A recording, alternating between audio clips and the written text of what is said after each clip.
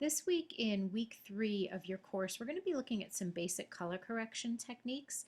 I have opened an image here in my computer that definitely needs some pretty severe color correction. And I'd like to draw your attention to a couple of things in Pixlr. First of all, on the right-hand side of our screen, you see there are several palettes that are open. These are referred to as palettes. You'll see I have my layers palette and my history palette open.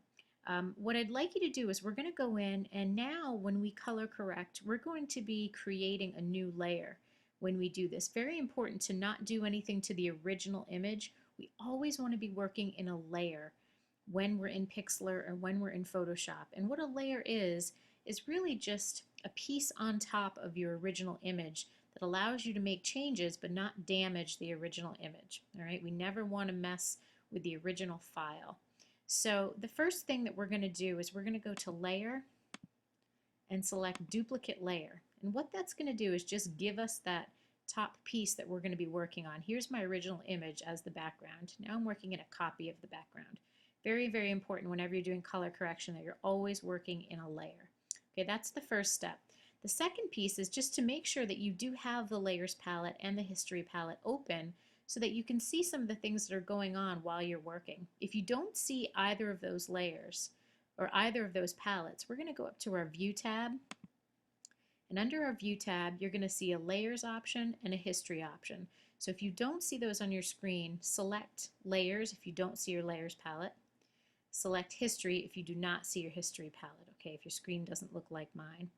All right, now I'm going to get into a little bit more of an advanced color correction technique. I want to show you something that's a little bit beyond what you did last week. Last week I had you go into the Adjustment tab and you looked at your levels, okay? We worked with this histogram and we brought our slider down, okay, so that we could bring our shadows down to the edge of the histogram.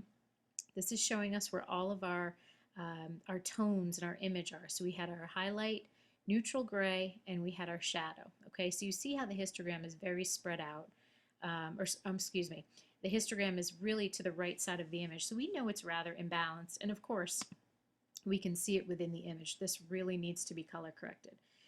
But the adjustment that I'm going to show you today is a little bit more advanced. So I'll go under your Adjustment tab. Now instead of levels, we're going to go to the next one that says Curves. All right, and Curves, we'll bring up this dialog box that has this long line. This is your curves line for the image.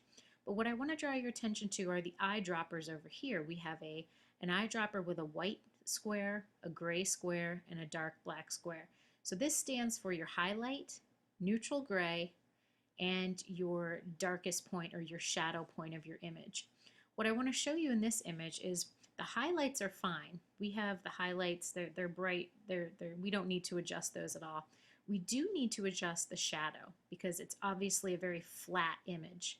So I'm going to click on the eyedropper, that is the dark black square, and I'm going to reset the shadow point where I think the shadow point should be. I'm going to go right up in here to his visor. I think that's probably one of the darkest parts of the image.